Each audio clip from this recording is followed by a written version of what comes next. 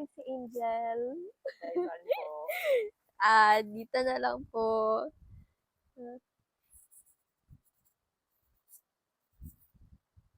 Yun. Angel! Kwentuhan mo naman kami sa photos na yan. Photo na to.